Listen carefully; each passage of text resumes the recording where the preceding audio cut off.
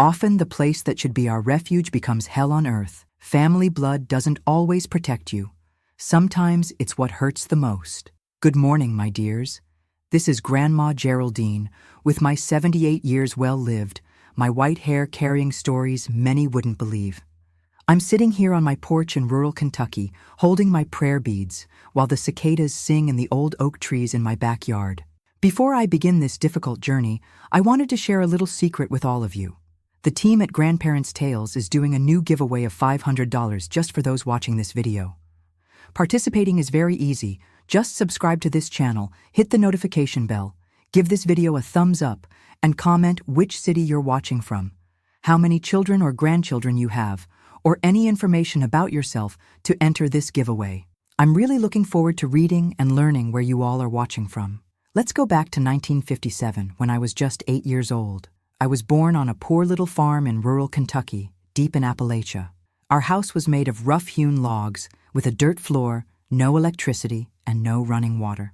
The bathroom was a wooden outhouse in the yard, with a hole in the ground.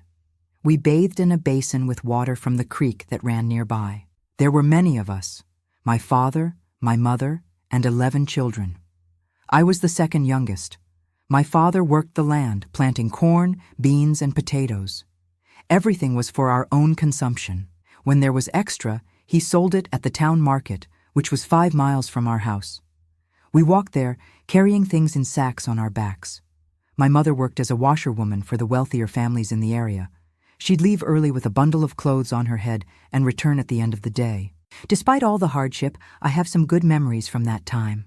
I played with my younger siblings under the apple trees, made dolls from corn husks, caught small fish in the creek. The food was simple: cornbread with greens, beans with cornmeal, sometimes a piece of salt pork when we were lucky. But we never went hungry, thanks to my parents' hard work. I had very little schooling. I went to school when I could, in an improvised classroom in the local church. I learned to read and write, do basic math, but I had to stop at age 9 to help at home. I looked after my younger siblings, helped in the fields, went with my mother to wash clothes in the river. Everything changed when my father died. I was 10 years old. He was bitten by a copperhead snake while working in the fields. There wasn't time to get to the town hospital. He died right there, in the arms of my mother and my oldest brother Sebastian, who was 19 at the time. With my father's death, Sebastian became the man of the house. He was already working as a bricklayer in town, earning a little money, but it wasn't enough to support everyone. My mother started working twice as hard, washing clothes from morning until night. The other older brothers, Anthony, 17, Joseph, 16, and Francis, 15, also had to look for work. The house became quieter without my father. He was a tough man, like many from that era, but he never raised a hand to us. There was respect, you know? With him around, there was order. When he was gone, things started to fall apart. Sebastian started drinking. He came home late, smelling of whiskey. He yelled at everyone, especially my mother. The poor woman, already tired from working so hard, just lowered her head and accepted it. I think she was afraid to confront him, afraid of losing what little support he provided. When I turned 12, it all began. One night, my mother had gone to sleep at the house of an employer who was sick and needed care. I was sleeping in the same room as my 2 older sisters, Mary, 14, and April, 13, and my youngest brother, Peter, who was 6. I woke up with a hand covering my mouth. It was Sebastian. He smelled of whiskey, sweat, and tobacco. His eyes had a different gleam that still gives me chills when I remember it. "If you scream, I'll hurt Peter," he whispered in my ear. And then, it happened.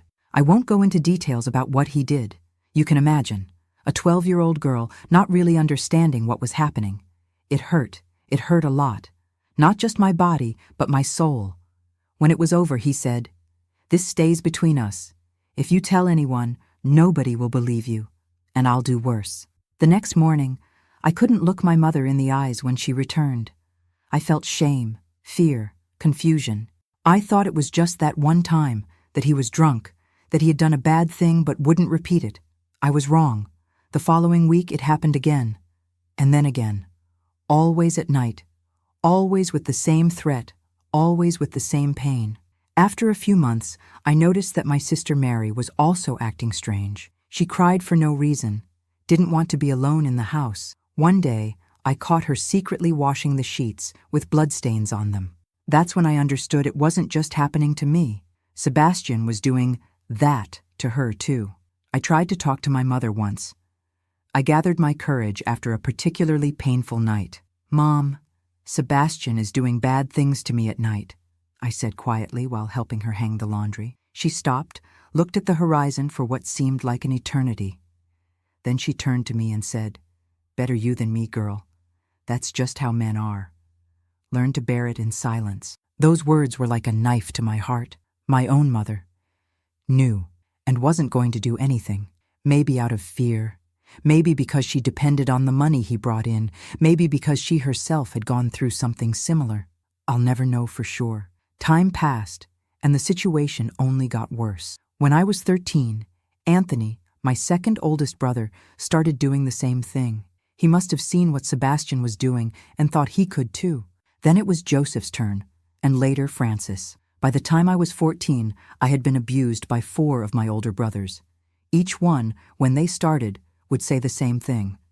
"If you're already doing it with the others, you'll do it with me too." As if I had a choice, as if I was to blame. When I cried or tried to resist, I got beaten. Slaps, punches, hair pulling. "Learn not to complain," they said. "Women should be quiet." I had marks all over my body, but nobody asked. At school, when I still went, I made up stories about falls, accidents. The teacher suspected, I think, but in those days, nobody interfered in family matters. Things kept getting worse at home. Sebastian lost his bricklaying job because of his drinking. Anthony started getting involved with gambling. Joseph was arrested for fighting in a store. Francis became an alcoholic too. The responsibility of supporting the house fell even more on my mother, who was already getting sick from working so hard. At 15, I tried to stay away from home as much as possible. I went with my mother to wash clothes, offered to make deliveries in town, anything to not be there when my brothers arrived, but it didn't always work. As time passed, the other brothers started too. Paul, Joachim, Benedict, Gerald, one by one. As if it were their right, as if I were a thing they could use. To this day, I don't understand how human beings, people of the same blood, can do this to a young girl. My sisters suffered too. Mary tried to run away once, but they brought her back. April got married very young, at 14, to a 40-year-old man, just to get out of the house. She went from one hell to another, because her husband was also violent. It was during this time that I started attending the town church. Not that I believed much in God at that moment. How could I, with everything that was happening? But it was a place where I felt safe for a few hours. Nobody touched me in church. Nobody hurt me. I sat in the last pew and stayed there quietly until it was time to go back. The priest, an elderly man named Father Anthony, noticed my constant presence. One day, after Mass, he came to talk to me. "My child, I see you here every day.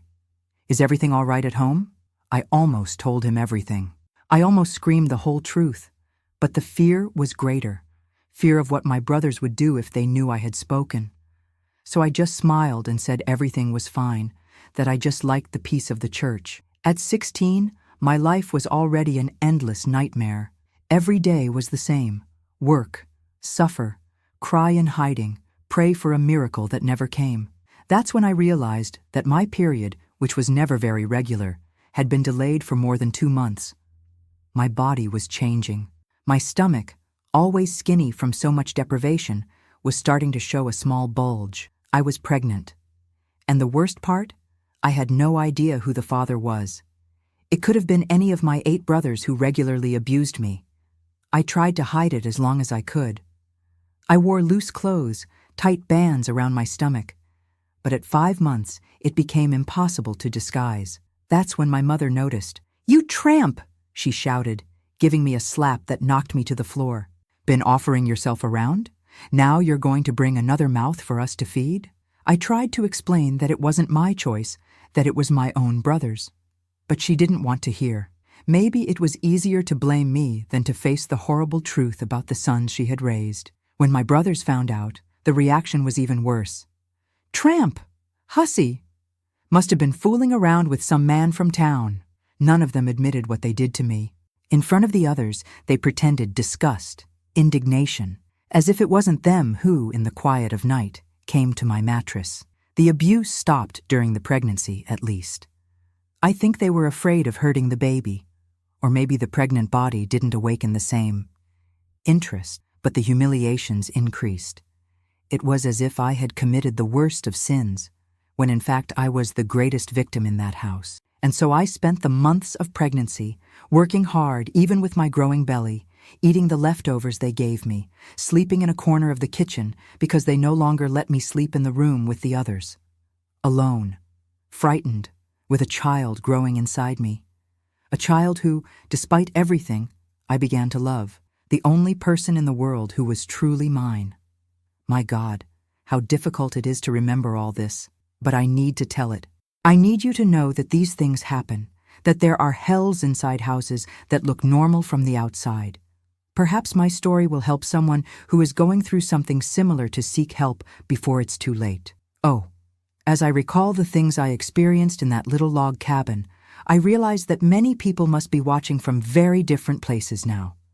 Some perhaps from comfortable homes in the cities, others from rural areas like me, each with their own story. Tell me in the comments where you're watching this old grandma from. This helps me feel I'm not alone in this journey of sharing my life with you. And don't forget to give a thumbs up, okay? Each like is like a hug I receive, and that warms this grandma's heart. That's how I spent my childhood and early adolescence. A girl who should have been playing, studying, dreaming of the future, but who lived a daily nightmare at the hands of those who should have protected her. What I didn't know was that the worst was yet to come. The birth of that innocent child would be marked by a cruelty that even now, so many decades later, makes me cry when I remember. Typical rural Kentucky farm life, 1950s 10 Resultados. Food and Everyday Life on Kentucky Family Farms, 1920-1950, by John Van Willigen and Anne Van Willigen-Nuke. Edu Food and Everyday Life on Kentucky Family Farms, 1920-1950, on jstorgesstore.org. Kike. Gov Farming. In the 50s and 60s, Wessel's Living History, Farm Living History Farm.org. Kike.gov, what it took to build a farm in the 1950s, Farm and Dairy.com. Kentucky. Agriculture, manufacturing, coal. Britannica.com. Food and Everyday Life on Kentucky Family Farms, 1920-1950. Missouri University of Science and Technology, Library, MST, EDU. History of Kentucky. Wikipedia. Org. Food and Everyday Life on Kentucky Family Farms, 1920-1950. The University Press of Kentucky, kentuckypress.com. Child Abuse, Reporting Laws, 1950s, U.S. 10 Resultados, Child Protective Services. Wikipedia.org, Mandatory Reporting in the United States. Wikipedia.org, Child Abuse Background and History. Findlaw.com. Short History of Child Protection in America, sagepub.com. Child Welfare, Child Protection and Sexual Abuse, 1918-1990. History and Policy. History and Policy. Org. Child Sexual Abuse Laws in the United States. Wikipedia.org. Brief Legislative History of the Child Welfare System, masslegalservices.org. 1. Societal Recognition of Child Abuse. A Train Education, trainsu.com. Child Abuse Reporting Legislation in the 1980s, Office of Justice Programs, jjp.gov. 34 U.S. Code. Paragraph 2341, Child Abuse Reporting. U.S. Code. U.S. Law. LEI, Legal Information. Institute.cornell.edu. Thank you for your request. I'll now continue with the American adaptation of the Brazilian script for your Grandparents' Tales channel, incorporating what I've learned about rural Kentucky farm life in the 1950s and child abuse reporting laws of that era. When Home Becomes Hell, a grandmother's story of survival. Continued. The belly grew larger each day, like a clock marking the time of my sentence. The final months of pregnancy were the loneliest of my life until then. My family treated me as if I had a contagious disease. At meals, I ate last, with whatever was left over. In work, no one lightened my load. Even with an 8-month belly, I still carried buckets of water from the creek, scrubbed clothes on the washboard, helped with the harvest. By that time, it was 1965. I saw other girls my age passing by on the road, going to school, some even dating, dreaming of marriage. Meanwhile, I carried within me not just a baby, but a secret that consumed me from inside like a slow fire. The only place where I found any comfort was still the church. I went in secret when I could, usually before dawn when everyone was still asleep, or in the late afternoon, saying I was going to gather firewood. I sat in the last pew and prayed. I didn't know exactly for what. Maybe for a miracle. Maybe just for an end to the suffering, in whatever form it might come. Father Anthony continued watching me with those kind eyes that seemed to see through my soul. "Geraldine," he told me once when he found me crying after Mass, "whatever is happening, God hasn't abandoned you, and I'm here too." I almost told him everything that day. The words were on the tip of my tongue, ready to leap out. But then I remembered my brother's threats, my mother's contempt, the baby who would depend only on me to survive. I swallowed my tears and the words, thanked the priest for his kindness, and returned home. To the hell I called home. I remember that winter was harsh in Kentucky that year. The cold nights were even harder because they made me sleep on the kitchen floor with only a thin blanket. My body ached from heavy work and advanced pregnancy. My feet swelled so much I could barely wear the old shoes I had. It was on one of those cold nights that I overheard a conversation that froze my blood more than the wind coming through the cracks in the log walls. My older brothers, Sebastian and Anthony, were talking in the yard, near the window where I was lying. "When that child is born, we have to get rid of it," Sebastian was saying, his voice altered by whiskey. "If someone finds out the girl had a baby, they'll ask questions.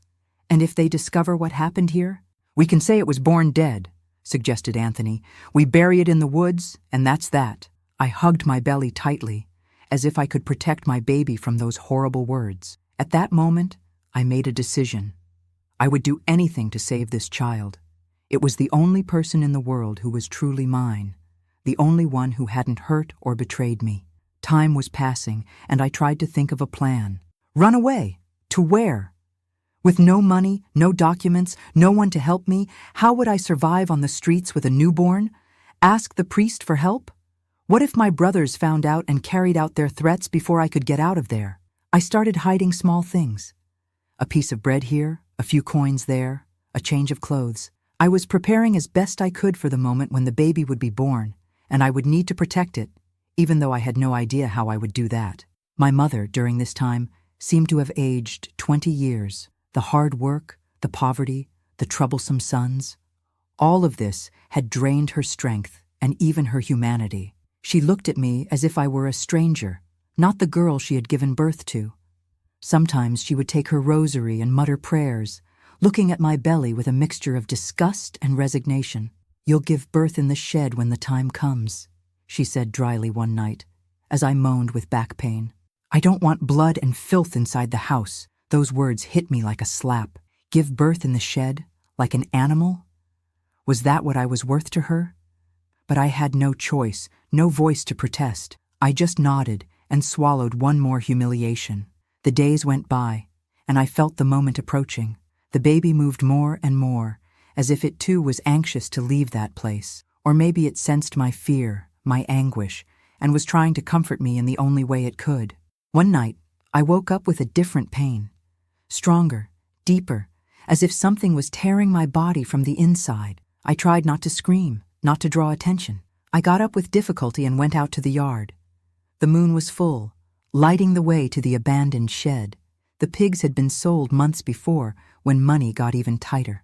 The floor was packed dirt, mixed with old straw and dried manure. The smell was nauseating. The wooden walls had cracks that let in the cold July wind. It was there, alone in the night, that I prepared to bring my child into the world. The pains increased, coming in waves closer and closer together. I bit a piece of cloth to keep from screaming. My hands clutched the dirty straw, looking for something to hold on to while my body worked in that natural yet frightening process. I don't know how long I stayed there, between excruciating pains and moments of exhaustion. Hours, probably. The sky was beginning to lighten when I felt the urge to push. With no one to guide me, I followed my own body's instinct.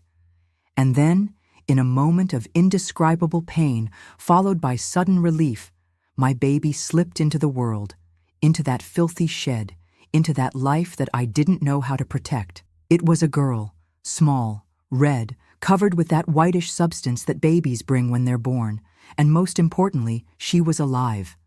She cried, a weak cry that filled me with terror. If someone heard, with trembling hands, I cut the umbilical cord with a rusty knife I had hidden days before. I used rags I had set aside to clean her little face, her delicate body. I wrapped my daughter in a piece of old blanket I had hidden in the shed. "Shh, my little one," I whispered, kissing her forehead. "Mommy's here. Mommy will protect you." It was an impossible promise under the circumstances, but at that moment I believed in it with all the strength of my heart. The sun was already rising when I heard footsteps approaching. It was my mother, bringing a bucket of water and some rags. "Is it over?" she asked coldly, looking at the baby in my arms. "Yes," I answered, instinctively pressing my daughter against my chest. "It's a girl." She looked at the child for a long moment. For a second, I thought I saw something in her eyes. A spark of tenderness, perhaps, seeing that innocent little face. But soon her gaze hardened again. "Clean all this up. I don't want anyone asking questions around here. And find a way to keep that child quiet." That was all the help I received. No words of comfort, no gesture of affection for her newborn granddaughter. Just practical orders and the continuation of that contempt that had become her only form of relationship with me. With difficulty, I cleaned the shed as best I could. My body hurt terribly, still bleeding from the recent birth. But I had no time to rest, to recover. I had a life to protect now. I bathed my daughter with the water from the bucket, cleaned off all that blood and dirt. She was so small, so perfect. She had complete tiny fingers, delicate eyebrows, lips that looked like a rosebud. How could something so pure come from so much horror? I baptized her right there, sprinkling a little of that water on her forehead. "Mary Elizabeth," I whispered. Elizabeth because that was what she brought to my dark life. Mary in honor of Jesus' mother, who must have suffered seeing her son suffer. In the days that followed, I lived in a constant state of alert. I kept Mary Elizabeth hidden in the shed during the day, while I worked. I ran there whenever I could escape, to breastfeed her, clean her, simply hold her in my arms. At night, when everyone was asleep, I would bring her close to me in the kitchen, taking advantage of the hours of darkness to properly care for her. It was the most difficult and most beautiful period of my life until then. Difficult because of the exhaustion, the constant fear, the painful recovery of my own body. Beautiful because of the moments with my daughter, her baby smell even in those precarious conditions, her gaze that seemed to recognize mine, her little fingers grabbing my finger with surprising strength. I maintained this impossible arrangement for almost 3 months. 3 months of lies, of excuses to explain my absences, of desperate prayers that Mary Elizabeth wouldn't cry at the wrong time. 3 months living with a fear that never diminished, that accompanied me every second, every breath. My mother knew, of course. I don't know if she told my brothers, or if she simply decided to ignore the situation, as she did with so many other things. Sometimes, when no one was looking, she would leave an extra piece of bread near my place, or a little more milk. Small gestures that didn't make up for her complicity in my suffering, but that, in that desperate moment, I received with gratitude. Father Anthony also suspected something had changed. I could no longer go to church as often, and when I did, I was visibly exhausted, worried. "Geraldine," he told me once, "whatever is happening, remember that God sees everything, and that this church is a refuge for those who need it." Those words stayed with me, like a small seed planted that wasn't yet ready to sprout. A refuge. Would it be possible? Would there be a place where my daughter and I could be safe? While these thoughts grew in my mind, the abuse had restarted. As soon as my body recovered enough from childbirth, my brothers returned to their nightly visits. as if nothing had changed, as if I hadn't just given birth, as if it wasn't their bodies that had created that child I was hiding. The same hands that could have been a father to Mary Elizabeth were the ones that hurt me night after night. The same mouth that could have spoken words of love to a daughter spat insults and threats in my ear. It was a monstrosity that my teenage mind could barely process, and with each new abuse grew in me the certainty that I needed to leave, not just for me. I had almost accepted my fate. But for my daughter, what would happen when she grew up? Would the cycle of horror repeat? No, I wouldn't allow it. I would rather die. I began to plan a more concrete escape. I saved every coin I could take without them noticing. I hid small portions of food that I could carry. I gathered some baby clothes I had made from scraps, hidden from everyone. But fate, which had rarely been kind to me, chose this moment to deliver another cruel blow. A blow that would forever change the course of my story and push me to the most desperate moment of my young life. It was on a hot October afternoon. I had left Mary Elizabeth in the shed, carefully hidden among clean straw that I changed daily and some rags that served as a blanket. I was in the field, harvesting potatoes with my younger brothers, when I heard a scream coming from the direction of the house. My heart stopped. I knew, even before dropping the potato basket and running, what had happened. Someone had found my daughter, my secret, my treasure, my reason for living, discovered. When I arrived breathlessly at the yard, I saw a scene that would be engraved in my memory forever. Sebastian, holding my little Mary Elizabeth by the arm, like a sack of potatoes. She was crying desperately, her little face red from so much effort. "So this is what you were hiding, you wretch!" he shouted, shaking the baby in a way that made me fear for her fragile bones. "You really did give birth to the bastard and still had the nerve to hide it. Please," I begged, extending my arms toward my daughter. "Please, give her to me. You're hurting her. Please." Sebastian laughed, that cold laugh I knew so well and that always preceded something terrible. "You really thought you could hide this? That you could raise this abomination under our noses?" The other brothers started arriving, attracted by the shouting. My mother appeared at the door of the house, her face an unreadable mask. "Mother," I called, desperate, "please, help, she's your granddaughter." She just looked at the ground, at her own hands, anywhere but at me and the crying baby. Her silence was the answer I already expected, but that still hurt like a knife. Sebastian passed the baby to Anthony, who held her with the same contempt, the same brutality. "We're going to put an end to this right now," he said. "Should have done it when it was born." "No!" I screamed, rushing forward to try to grab my daughter. I was stopped by Francis and Joseph, who held me by the arms with such force that I had bruises for weeks. "Please, do whatever you want with me, but don't hurt her. She's just a baby." My pleas fell on deaf ears. I watched Anthony walking away with my daughter, disappearing in the direction of the road that led to town. Sebastian approached me, his face contorted in a mask of hatred. "You'll never see that child again," he said, his voice low and threatening. "And if you open your mouth to tell anyone at all about this, I'll kill you. Understand?" I collapsed on the ground when they released me, crying with a pain that seemed to split me in half. My daughter, my little Mary Elizabeth, taken where? To what fate? That night, lying on the kitchen floor as always, but now with a huge emptiness in the arms that for 3 months had held my daughter, I made a decision. It didn't matter what happened to me. It didn't matter the threats, the risks. I needed to find out where they had taken my baby. I needed to know if she was alive, if she was okay, and then, somehow, I needed to get her back and escape that hell forever. What I didn't know was that my brothers had other plans for me. Plans that didn't include giving me time to look for my daughter. Plans that almost ended my life, but that, by a twist of fate, would end up taking me to the only place where I could finally find redemption. It's important to note that in the 1950s and early 1960s, child abuse was just beginning to be recognized as a serious social issue. It wasn't until the mid-1960s that all U.S. states passed child abuse reporting laws, following growing public concern about the issue.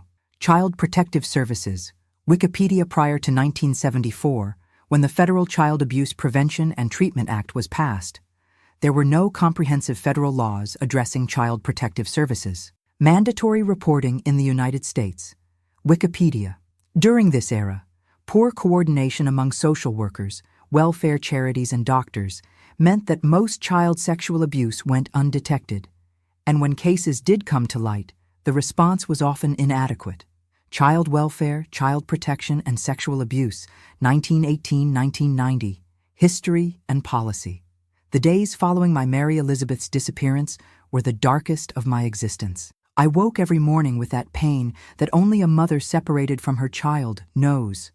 A physical emptiness, as if they had torn out a piece of my body. My breasts still produced milk, painful and swollen, constantly reminding me of the daughter who was no longer there to feed. They didn't allow me any mourning. The next morning, I was back at work in the fields, carrying water, washing clothes. No one mentioned the baby. It was as if Mary Elizabeth had never existed, as if those 3 months of secret love had been just a dream. But I knew. My body knew. My broken heart knew. During the weeks that followed, I tried to discover what had happened to my daughter. I asked discreetly the few people I saw. A neighbor who came to buy eggs, the man who passed by selling pots and pans. Have you heard of any baby appearing around here? Maybe left at the church or with some family? No one knew anything, or at least no one wanted to tell me. Sebastian, always vigilant, noticed my attempts. One night, he caught me alone in the yard. Still looking for the bastard? Give up. She's far from here now, and if you keep asking questions, you'll join her. That word, her, gave me a thread of hope. Her. So my daughter was alive, at least when they took her away. They hadn't done the worst. This small consolation was all I had to hold on to. At that time, already in 1966, I had just turned 17. I was no longer the frightened girl who accepted everything in silence. Motherhood, however brief, had planted a seed of courage in me that grew each day. I began to plan my escape more determinedly. Life in the house continued its rhythm of horror. The abuse didn't stop. On the contrary, it seemed more frequent, as if my brothers wanted to punish me for trying to hide the child. The physical aggression also increased. Any small mistake, burned beans, poorly washed clothes, was reason for slaps, hair pulling, pushing. My mother at this time was already very sick. Years of heavy work and poor nutrition had taken their toll. She coughed constantly, a dry cough that came from deep in her chest. She was thin, weak, aged beyond her years. Still, there was no gesture of repentance or attempt to protect the daughter who suffered so much under her roof. One morning, I woke up with intense vomiting. My stomach was turning, rejecting even the water I tried to drink. At first, I thought it was some spoiled food. But when the same thing happened the next day, and the next, an icy terror settled in my chest. I was pregnant again. The realization fell on me like a death sentence. I couldn't bear it all again. The humiliation, the pain, the inhumane birth, and then, inevitably, losing this child too. I couldn't take it. I would rather die. That night I cried until I had no more tears. Alone in my corner of the kitchen, I hugged my still flat belly, where another innocent life was beginning to form, condemned to be born into that cycle of horror. "Forgive me," I whispered to that being that had barely begun to form. "Forgive me for bringing you into this terrible world." The next day, I gathered my courage and went to the church. Not for Mass, there wasn't any that day, but to talk to Father Anthony. It had been a long time since I had been able to go there, watched as I was by my brothers. I took advantage of the fact that they had all gone out to work, and my mother was sleeping, exhausted from the fever that was consuming her. I found the old priest tending the small garden beside the church. When he saw me, his tired eyes lit up. "Geraldine, it's been so long, my child. I was worried about you." I couldn't take it. I broke down in tears right there, among the flowers he cultivated with such care. Between sobs, I told him everything, or almost everything. I talked about the abuse, the previous pregnancy, the baby that had been born and taken away. I talked about the new life growing inside me and my despair, my fear of going through it all again. I didn't mention who the abusers were. Even there, falling apart, the fear of my brother's threats was greater than my need to reveal the whole truth. Father Anthony listened to everything in silence, his aged face showing a pain that reflected my own. When I finished, he took my hands in his. "My child," he said, his voice breaking, "what they did to you is a terrible sin before God and men. You need to leave that house immediately. I can help. I can find a safe place for you." It was everything I wanted to hear, everything I needed, a hand extended, a promise of help. But then I thought of Sebastian's cold eyes, of his threats, of the violence I knew he was capable of. And if he discovered I had spoken? And if he came after me, after the priest? "I need to think," I answered, wiping away the tears. "I'm afraid of what they might do if I run away." "Come back tomorrow," he insisted. "Promise you'll come back, and we'll have a plan." I promised, with all sincerity. I really planned to return the next day, to accept the help offered, to finally escape that hell. But fate, once again, had other plans for me. When I returned to the house, I found my mother awake, coughing blood into a dirty rag. She seemed even worse than in the morning, her skin yellowish, her eyes sunken. Even after everything, I couldn't help but feel pity. I prepared a tea with herbs that grew in the yard, the only medicine we had available, and helped her drink it.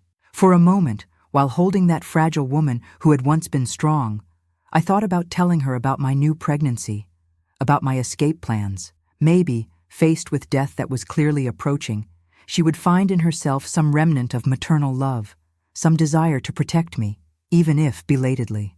"Mother," I began hesitantly, "I'm expecting another child." She looked at me for a long time, her difficult breathing making her chest rise and fall with effort. For a moment, I thought I saw a flash of sadness, of remorse perhaps in her tired eyes. But when she spoke, her voice was the same as always, cold, distant. "This time, they won't let it be born." I heard Sebastian talking. A chill ran down my spine. What did he say? That they won't go through the same shame again. That this time they'll resolve it before. Her words confirmed my worst fear. They wouldn't just take my baby after birth. They planned to prevent it from even being born. How, I didn't know, but knowing my brother's cruelty, I could imagine. "I need to get out of here," I said, more to myself than to her. My mother closed her eyes, as if she were too tired to continue that conversation. After a long silence, she spoke without opening her eyes. "Go. You were always the strongest of all of us." I was shocked. It was the closest thing to love or approval she had given me in years. Maybe the proximity of death was softening her hardened heart, or maybe it was just the delirium of fever. Either way, those words gave me extra strength for what was to come. That night, as I prepared dinner, I observed my brothers around the table. Sebastian and Anthony were talking in low voices, occasionally glancing at me in a way that put me on alert. The others ate in silence, exhausted from work. My mother was lying down, unable to get up for the meal. I served everyone as usual, leaving my own plate for last, with the leftovers. But this time, I didn't eat. Something in the way Sebastian smiled when I put the plate in front of me made me suspicious. "Not hungry?" he asked, with a false concern that made my stomach turn. "Eat. You need to feed yourself, in your condition." So he knew. He knew about the pregnancy. How? I wasn't sure. Maybe he had noticed the morning sickness, or maybe my mother, in her feverish delirium, had let our conversation slip. "I'm not hungry," I answered, pushing the plate away. "I'm going to see how Mother is." I went to the room where my mother was resting, closing the door behind me. I sat on the edge of the improvised bed where she was lying. Her breathing was shallow, difficult.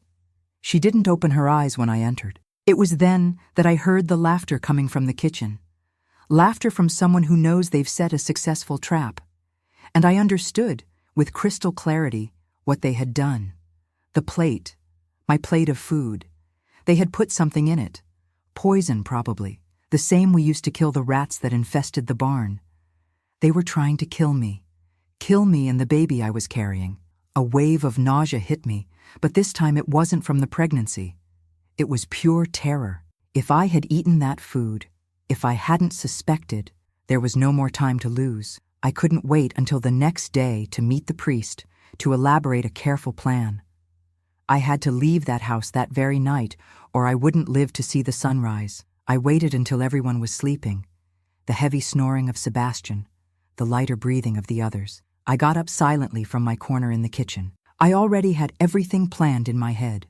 I would take the few coins I had hidden in the yard, a bundle with the extra set of clothes I owned, and leave without looking back. But before leaving, I went once more to the room where my mother was sleeping. I couldn't leave her without saying goodbye, even after everything. She was asleep, her breathing even more difficult than before. She seemed like a candle about to go out. "Goodbye, Mother," I whispered, lightly touching her forehead hot with fever. "May God have mercy on your soul." There was no response, just a slight movement of the eyelids.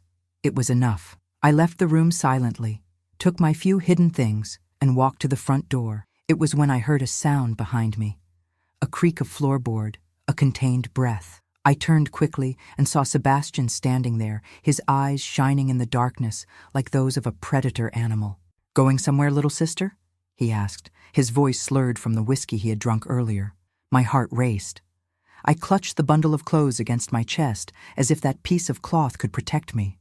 "I'm going to get water from the well," I lied, my voice trembling, betraying my fear.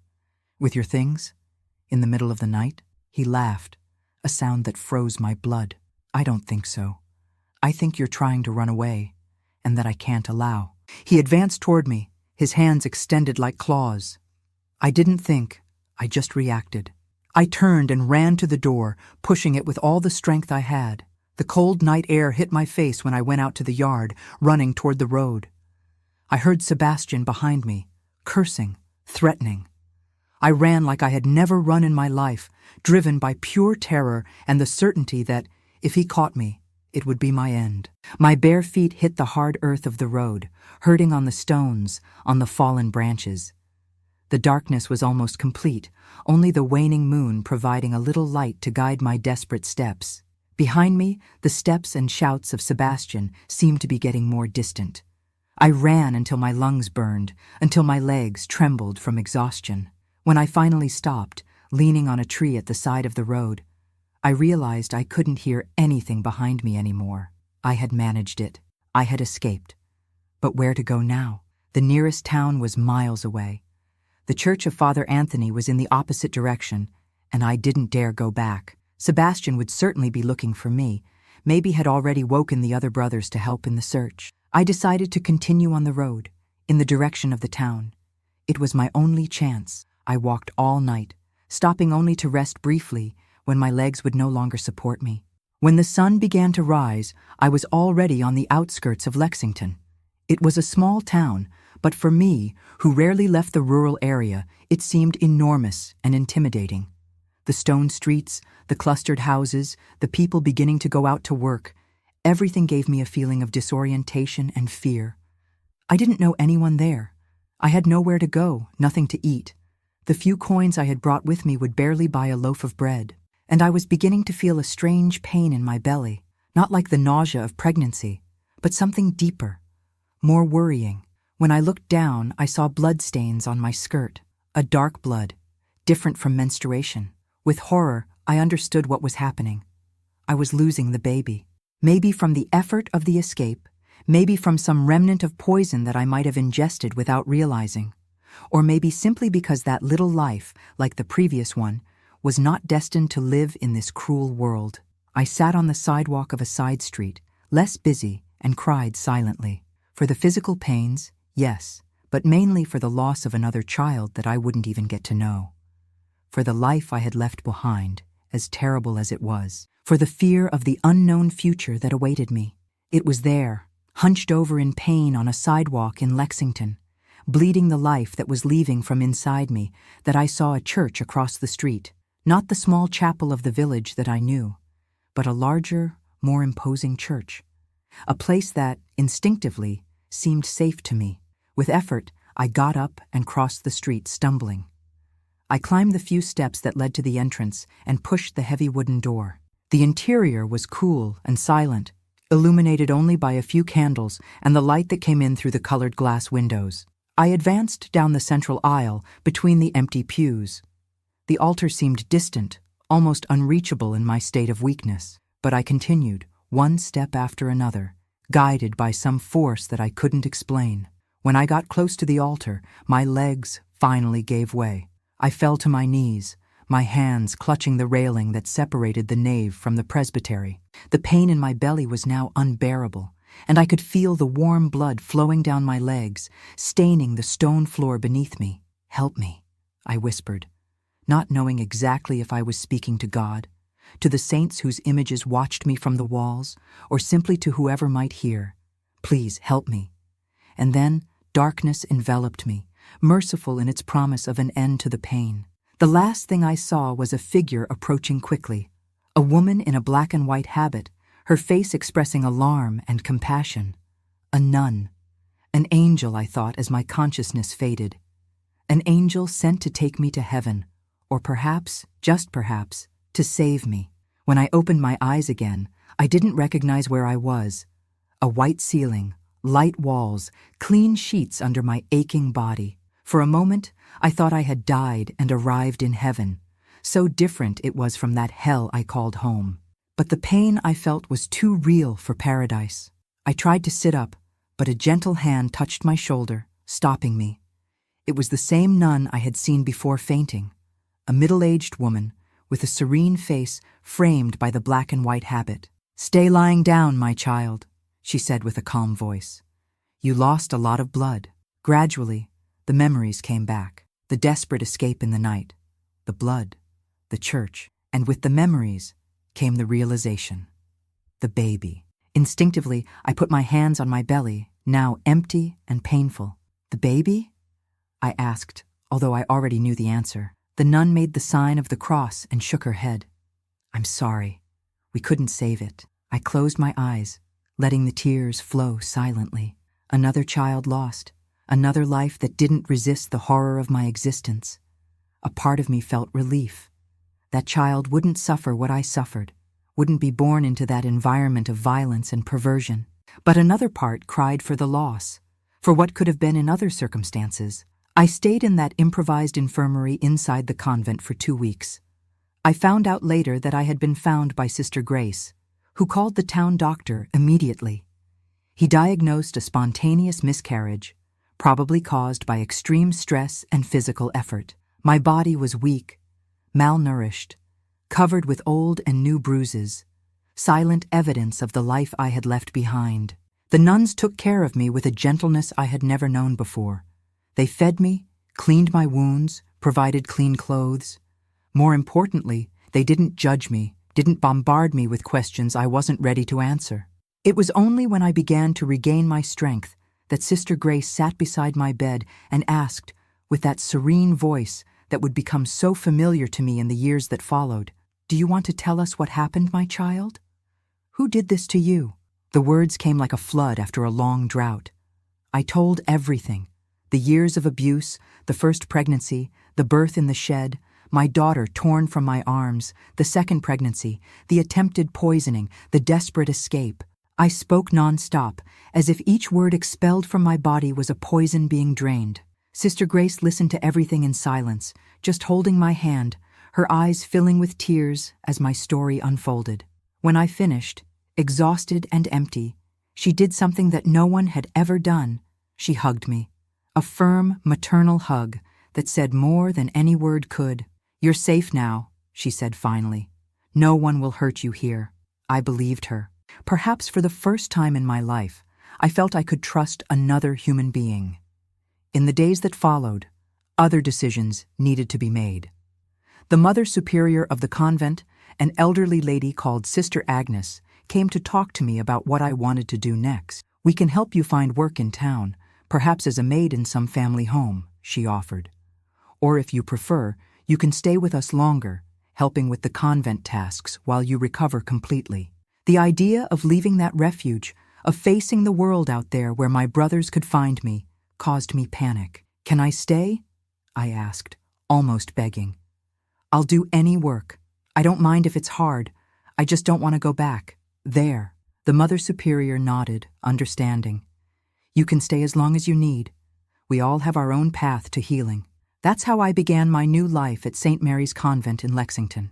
At first, I did simple tasks. I helped in the kitchen, washed clothes, swept the corridors. Work not very different from what I did at home, but done in an environment of peace and respect that completely transformed the experience. Gradually, I opened up to the other nuns. There were 12 of them in the convent, of different ages and backgrounds. Some had entered very young, out of religious vocation. Others had come later in life, after losses or disappointments. All treated me with respect and affection, although I was just a helper, not a novice or a nun. I learned a lot in those first months. To read better, to write correctly, to do more complex math. Sister Grace, who had been a teacher before entering the convent, dedicated an hour every afternoon to teach me. Other nuns shared their specific knowledge. Sister Teresa taught me about medicinal plants in the convent garden. Sister Louise about cooking. Sister Marianne about sewing.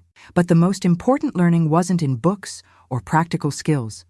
It was in the daily example of those women who had dedicated their lives to serving others, who found joy in simple things, who lived with purpose and inner peace.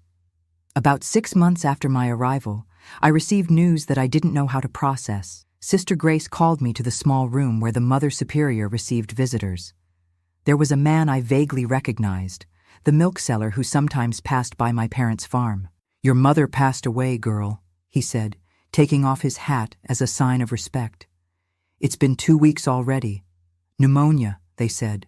I stood there, not knowing what to feel. My mother, who had allowed my suffering for so many years, who had chosen to look the other way, while her sons destroyed her youngest daughter, was dead. Should I cry? Feel relief? Anger? Forgiveness? "Your brothers are looking for you," the man continued, unaware of my inner confusion. "They say you ran away with their money, that they want you to come back home." A shiver of terror ran down my spine. So they hadn't given up. They were looking for me, probably to finish what they had started. "She won't go back," Sister Grace said firmly, putting a protective arm around my shoulders. "We thank you for the information, but Geraldine is safe here with us." The man shrugged, as if it wasn't his problem. After his departure, I collapsed in tears in Sister Grace's arms, not for my mother's death, I realized, but for the fear that still dominated me, for the ghost of my brothers that seemed to pursue me even in that sanctuary. "They can't come in here," she assured me. "We won't let them take you back." That night, lying in the small cell I now called mine, I thought a lot about my mother, about how she had failed to protect me, about how she had allowed that horror to happen under her roof. But I also thought of her as a victim, of a life of poverty, of a system that didn't value women, of sons she had raised alone after becoming a widow. I prayed for her soul, for the first times in my life feeling that my prayers really reached somewhere. And somehow in that process, I found in myself a forgiveness I didn't know I was capable of feeling. Not a forgiveness that erased what had happened, but that allowed me to move forward without carrying the weight of hatred. In the months that followed, I continued my life in the convent, increasingly integrated into that community of women. The fear of my brothers never completely disappeared, but it decreased with time. I learned something new every day, not just about practical work, but about myself, about my inner strength that had survived it all. At the end of that year, 1967, something happened that would again change the course of my life. One day, while helping to organize the small convent library, I found a book with photographs of abandoned babies who had been adopted through the mediation of the church. I spent hours looking at those images, imagining if my Mary Elizabeth was there, if she had found a loving family, if she was well. Sister Grace found me like this, absorbed in those pages, silent tears running down my face. She sat beside me and waited for me to speak. "My daughter," I began, my voice trembling. "I'll never know what happened to her, will I? I'll never find her." The nun took my hands in hers. "The future belongs to God, Geraldine. We don't know what He has in store for us. But I can tell you that many children like your daughter are taken to orphanages or to families who can't have children. There is hope that she is well." That conversation planted a seed in me. In the days that followed, I couldn't stop thinking about my lost daughter, about other children like her, separated from their mothers by tragic circumstances, and also about children like I had been, abused, neglected, trapped in situations they couldn't escape from. One afternoon, I gathered my courage and went to talk to the Mother Superior. I told her about my thoughts, about the growing desire to do something for these children, to transform my pain into something positive.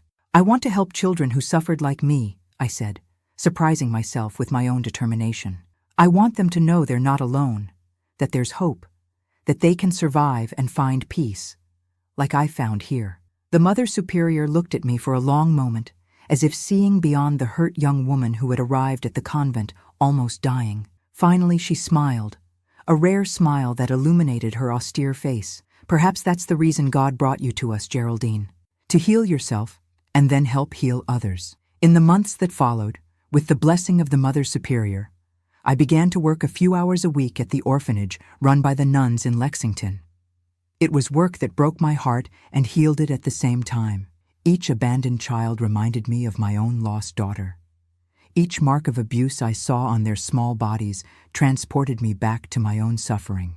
But each smile I managed to draw, each small improvement I witnessed, was like a balm for my wounds. I had just turned 18 when Sister Grace asked me a question that would change everything. We were sitting in the convent garden after a long day at the orphanage, watching the sunset color the Kentucky sky. "Have you ever thought about becoming one of us, Geraldine?" she asked, her voice as gentle as always. "About taking vows, dedicating your life to God, and serving others?" The question caught me by surprise. Although, thinking about it, maybe I had been expecting it for some time. I had been living in the convent for almost a year, participating in all the prayers and rituals, following the same routine as the nuns. But to officially become one of them? To make perpetual vows of poverty, chastity, and obedience? "I don't know if I'm worthy," I answered honestly. "After everything that happened to me, everything they did to my body." Sister Grace took my hands, interrupting me. "What they did to you doesn't diminish your value in God's eyes. You're not to blame for the sins committed against you, and perhaps it's precisely because of your suffering that you have so much to offer to others." I asked for time to think, to pray about this important decision. For weeks, I reflected deeply on what I wanted for my life. The convent had become my home, the nuns my family. The work with the abandoned and abused children gave meaning to my days, transformed my own pain into something useful.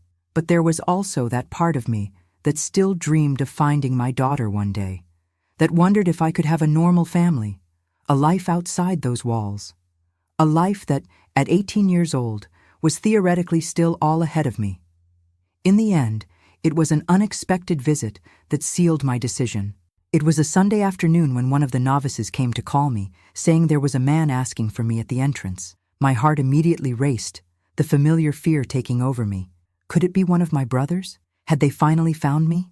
Sister Grace went with me to the parlor, where we received the rare visitors. Through the grate that separated the interior of the convent from the outside world, I saw a face I didn't immediately recognize. A middle-aged man, graying beard, tired eyes. "Geraldine," he asked, and something in his voice awakened a distant memory. "It's me," I answered cautiously. "I'm Jim, your father's cousin. I came from far away to find you." I tensed up, distrustful. What would a distant relative who I barely knew want with me after so much time? "Your brothers are looking for you," he continued, confirming my fears. "Sebastian especially. He's not right in the head. Says strange things, that you need to pay for what you did, that you know too much." I felt the blood drain from my face. Even after so much time, even after everything, they still wanted to silence me. The fear I thought I had overcome returned with full force, freezing me from the inside. "Why are you telling me this?" I managed to ask. The man looked down, as if ashamed. "Because I heard rumors that you were here, and because I know what happened in that house. Not everything, but enough. I always suspected, but never did anything. I carry that guilt with me." Sister Grace squeezed my hand, giving me strength to continue listening. "I came to warn you," he continued. "Sebastian has been coming to Lexington regularly. He's asking about you in the taverns, in the stores. It's a matter of time until he discovers about the convent." And he swore. swore he would end you when he found you. A heavy silence fell over us. The threat hung in the air, almost palpable. After a few moments, I managed to find my voice again. "Thank you for warning me," I said, surprised by the firmness in my own voice. "But I'm not afraid of him. Not anymore. I found my place here, my family, my mission. If he comes, he won't find me alone and defenseless like before." The man nodded slowly, seeming impressed with my determination. After his departure, Sister Grace hugged me, her eyes shining with what seemed like tears of pride. "You're stronger than you think, Geraldine," she said. "You always were." That night, I made my decision. If Sebastian really found me, the convent would be the safest place for me. And more than that, I wanted to officially belong to that community that had welcomed and saved me.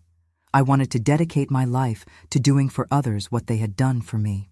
The next morning, I sought out the Mother Superior and asked to officially begin my novitiate.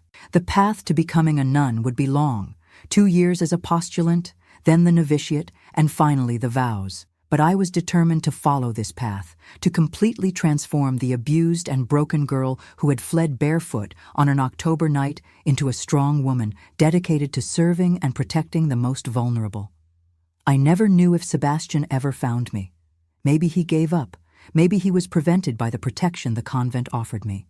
What I know is that, gradually, the fear of him and my other brothers diminished, replaced by the certainty that I had found my true place in the world.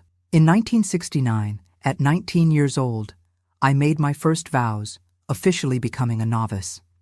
I received a new name, Sister Mary Elizabeth, in honor of the daughter I was never able to raise, but whose brief passing through my life had put me on the path of redemption.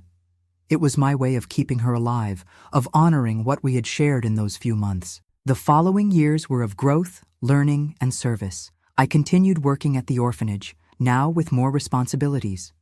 I studied, completed my formal education, specialized in child psychology through correspondence courses. I wanted to better understand the traumatized children we cared for, wanted to give them what I myself had not received: understanding, support, tools to heal. At 23, in 1973, I made my perpetual vows, committing myself definitively to that life. The frightened young woman who had entered the convent bleeding and half dead was now transformed into a serene, purposeful woman, dedicated to making a difference in the world through her work with the most vulnerable children. And that's how, my dears, I survived that hell on earth. Not only survived, but found a purpose, a mission. The pain didn't completely disappear. Some nights I still wake up with nightmares. Some memories still make me shudder.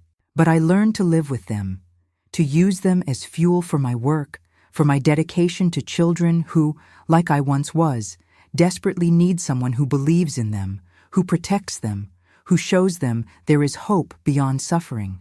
And what about my Mary Elizabeth, my lost daughter? I never found her. But every day, in each child I help, in each smile I manage to awaken on a little face marked by trauma, I see a piece of her, and that's enough for me. That completes me. The following years after my consecration as a nun were of profound transformation. The 1970s brought changes to America and to the world, and I, inside the walls of St. Mary's Convent, was also transforming. I was no longer that terrified girl who fled barefoot on a dark night. I was Sister Mary Elizabeth, a woman with purpose, with mission. The work at the orphanage became my life. Each child who came to us carried their own story of pain, some abandoned, others victims of violence, others orphaned by various tragedies. I saw in each of them a piece of myself, of my own story. But I also saw possibilities, futures that could be different from mine. In 1975, at 25 years old, I took over the coordination of the orphanage. The Mother Superior recognized in me not just dedication, but a special gift for connecting with those children that others considered difficult or problematic. I understood them like no one else. I knew the silent language of trauma, the behaviors that were actually cries for help, the distrust that served as a shield against more pain. The children feel that you've been where they are, Sister Grace told me, now my counselor and closest friend. They recognize in you someone who truly understands. Under my coordination, we implemented significant changes in the orphanage. We abandoned rigid disciplinary practices that, although well-intentioned, often re-traumatized children already so hurt. We introduced more moments of play, of artistic expression, of choice and autonomy. We brought mental health professionals to work with us, a novelty at the time when little was said about the psychological effects of childhood trauma. The result was visible. Children who arrived withdrawn, aggressive, or completely mute began to flourish. Not immediately, not without relapses. Healing is never linear, as I well learned in my own journey. But there was progress. There was hope. Around 1977, our work began to be recognized beyond the limits of Lexington. We received visits from educators, from representatives of other orphanages, even from government authorities interested in our approach. It was a period of expansion. More children, more staff, more resources. With growth came new challenges. The bureaucracy, the politics, the demands of funders didn't always align with what we believed was best for our children. There were times when I felt frustrated, when the simplicity of my vocation seemed to get lost among reports and meetings. In those moments, I took refuge in the convent chapel. There, in silence, I reconnected with the purpose that had brought me to that life. I prayed not just for the children under my care, but also for the girl I had been, for the young mother who lost 2 children, for the brothers who hurt me so deeply. Yes, even for them I prayed, not out of a sense of moral superiority, but because I learned that carrying hatred was like drinking poison expecting the other to die. It was on one of those prayer afternoons in 1979 that I received an unexpected visit. One of the youngest novices came to get me, saying there was someone looking for me in the parlor. My heart still accelerated in these moments. Even after so much time, the fear that my brothers had found me never completely disappeared. Who was waiting for me, however, was a woman approximately my age, well-dressed, with an anxious expression on her pretty face. She introduced herself as Teresa, a social worker from an orphanage in Louisville. "We've come from far away to learn about your work, Sister Mary Elizabeth," she said, accompanied by 2 colleagues. "What you're doing here is revolutionary." I was surprised. Our work was important, yes, but revolutionary? We were just doing what we considered right, treating children with the dignity and respect they deserved. The conversation that followed was long and productive. Teresa explained that there were many orphanages across America trying to improve their practices, abandoning old and punitive methods. They wanted to learn from us, wanted me to share our approach. "You have a special gift," she said at the end of the conversation. "You can see beyond the problematic behaviors, see the hurt child behind them." "It's not a gift," I replied, feeling the tears forming. "It's experience." Something in my voice must have revealed more than I intended, because Teresa looked at me for a long time, with an understanding that went beyond the words spoken. "Sometimes," she said softly, "the greatest healing comes from the deepest wounds." That meeting was the first of many. In the years that followed, I began to travel to other orphanages, to conferences on education and child protection, to training sessions for teams that worked with vulnerable children. Always with the permission of the Mother Superior, always keeping my vows and commitments, but expanding my work beyond the walls of our orphanage. America in the 1980s was in transformation. The passage of the Child Abuse Prevention and Treatment Act in 1974 had established federal funding for child protection services and hotlines, and more states began adopting comprehensive reporting laws. Mandatory reporting in the United States, Wikipedia. And I, surprisingly, found myself in a position to influence some of these changes, sharing the knowledge born from my own pain and my daily experience with traumatized children. It was a decade of expansion, of growth. Our orphanage became a national reference. I, who had barely studied in childhood, now wrote articles for specialized publications, gave lectures, trained teams. All this without ever losing sight of my main mission: the children. Each individual child, with their unique story, with their specific needs, with their unexplored potential. In 1987, an episode occurred that deeply shook my newly found peace.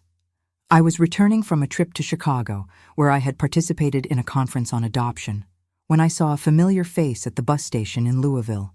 An aged face, marked by time and probably by alcohol, but that I still immediately recognized: Sebastian. My oldest brother, the first to hurt me, the leader of the others, was there, a few meters from me. He didn't see me. I was in my habit, something he probably never imagined for me. I stood paralyzed, observing him from afar. He seemed shorter than I remembered, more fragile.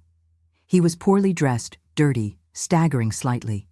Clearly, life had not been kind to him. For a moment I thought about approaching him, about saying who I was, about confronting him with everything he had done, with the person I had become despite him, not because of him. But then he turned, and I saw his eyes, those same eyes that had terrorized me for so many years, and in them I saw no remorse, no regret. I saw only the same darkness as always. I let him go, without revealing myself, not out of fear. Surprisingly, I realized I wasn't afraid of him anymore. I let him go because confronting him wouldn't change anything. It wouldn't give back my childhood, wouldn't bring back my lost children, wouldn't heal my scars. And I had already learned over the years that some people never recognize the evil they do, never really change. That brief encounter, however, brought up memories and emotions that I thought I had completely processed. In the weeks that followed, the nightmares returned. I woke up sweating, screaming sometimes, reliving the horrors of the past. Sister Grace, now an elderly lady but still my closest confidant, noticed my disturbance. "What happened, my dear?" she asked one night, after finding me in the chapel at 3 a.m, praying to ward off the ghosts that had come back to haunt me. I told her about the encounter with Sebastian, about how that brief glimpse had reopened wounds I thought were healed. And then, surprising us both, I confessed something I had never admitted out loud. A part of me still looks for her, for Mary Elizabeth, my daughter. In each new child that comes to the orphanage, in each young woman I see on the street with the age she would have, I still look for her. Sister Grace took my hands, her eyes full of compassion. "It's natural, Geraldine. She's part of you, always will be. But remember, you've been a mother to hundreds of children over these years. Not just a mother who feeds and dresses, but a mother who understands, who heals, who transforms lives." Her words comforted me, as always, but they also planted an idea that would grow in the years that followed. The idea that maybe, just maybe, I could try to discover what had happened to my daughter. America in the late 1980s and early 1990s was in profound transformation. The Child Welfare Act was promulgated in 1980, bringing a new era of rights and protections. My work expanded to include training on this new legislation, consultancies for organizations that were adapting to the new requirements. With more visibility came also more access to resources and influential people. In 1992, during a seminar in Washington, D.C., I met a judge from the Children's Court who became interested in my story. Not the painful part of my childhood, which I kept private, but my journey of transforming the Lexington orphanage into a model of trauma-centered childcare. After several conversations, I found the courage to tell her about Mary Elizabeth, about how she had been taken by my brothers when she was only 3 months old. I asked if there would be any way, after so much time, to discover what had happened to her. The judge was kind, but realistic. "After almost 30 years, sister? Without documents, without official records? It would be practically impossible, especially considering that, at that time, informal adoptions were common. Children were handed over without any documentation." I nodded, already expecting this answer. But she continued, "However, we can try. If you have any information, approximate date, location, names, I can ask them to do a search in the old records." That's how, at 42 years old, I began a search that seemed impossible. I provided what I knew: the approximate date of Mary Elizabeth's birth, the fact that my brothers probably took her to Lexington or some nearby town, their full names.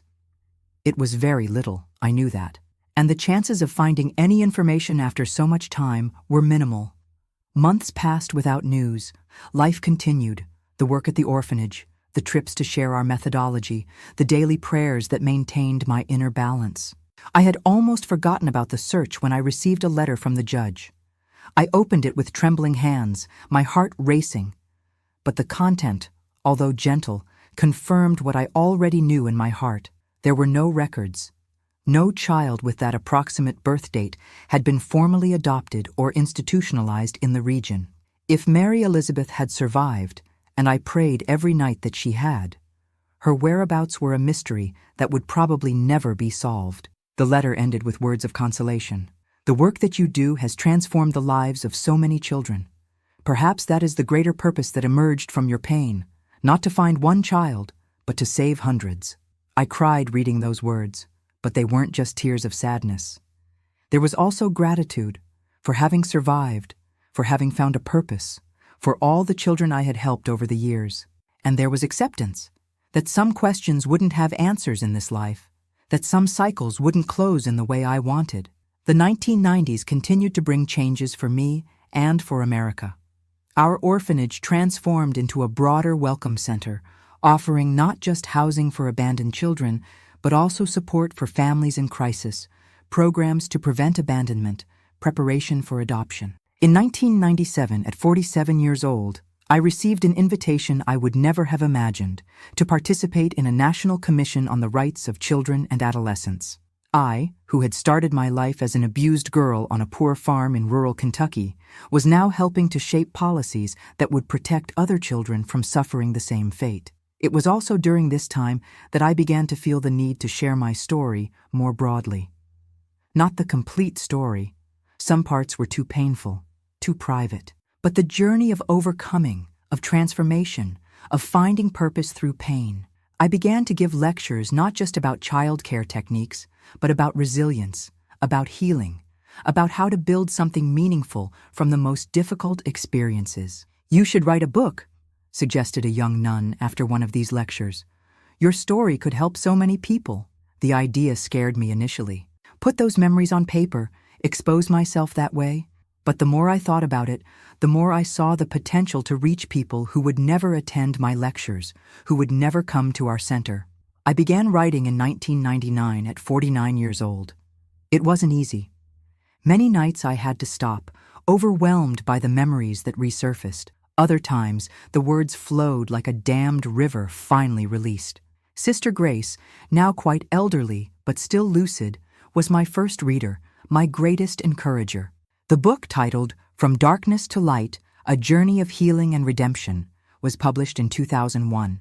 It wasn't a national bestseller, but it found its audience: professionals who worked with traumatized children, survivors of abuse seeking hope, people of faith interested in a story of spiritual transformation. The following decades brought both joys and challenges. The center continued to grow, to evolve. I aged naturally, but maintained the energy and commitment to our mission.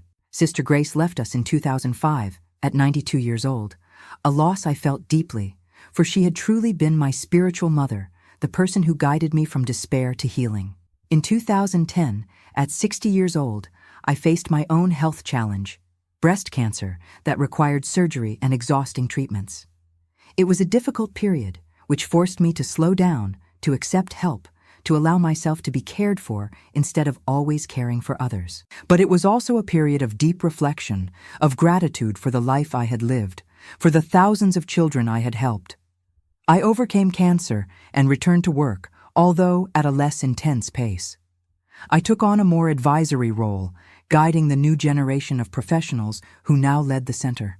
I continued giving occasional lectures, writing articles, sharing the knowledge accumulated in decades of work. In 2015, I received an honor I would never have imagined: the Medal of Social Merit, awarded by the federal government for my contribution to child protection. The ceremony in Washington, D.C. was emotional, surrounded by colleagues and former children from the orphanage, now successful adults, some with their own children. Upon receiving the medal, I thought about the long journey that had brought me there. The abused girl who fled barefoot on a dark night. The young mother who gave birth in the shed and had her daughter torn from her arms. The nun who found her purpose in caring for other wounded children. So many versions of myself, so many transformations. Today, at 78 years old, I look back with a mixture of sadness and gratitude. Sadness for the pains that cannot be undone, for the questions that will never have answers. Gratitude for the life I was able to build despite everything, for the good I was able to do, for the children I was able to help. I still think about Mary Elizabeth every day. She would be 58 now. Is she alive? Did she have a good life? Does she have her own children? Grandchildren, perhaps? I'll never know. But I've learned to live with this uncertainty, to transform it into strength, to continue my work as far as my strength allows. And that's why, my dear friends, I'm here today sharing my story with you, so that you know that no matter how dark the night is, dawn always comes. That no matter how deep the wounds are, healing is possible. That no matter how many losses we suffer, we can still find purpose. We can still make a difference in the lives of others. If my story has touched your heart, please leave your like and subscribe to this channel. Each subscription, each like helps me continue sharing stories like mine, reaching people who might need to hear that, yes, it's possible to survive the worst storms that life sends our way. And if you want to join this conversation, leave a comment letting me know where you're watching from. I love learning about all the different places where the Grandparents' Tales community connects from. It helps me feel that I'm not alone in this journey of sharing my life with you. Life is a journey with many paths, my dears. We can't always choose what happens to us, but we can always choose how we respond, how we transform our experiences, how we use our pain to grow and to help others. That's the true liberation, the true healing, not the absence of scars, but the transformation of them into bridges to reach other wounded hearts.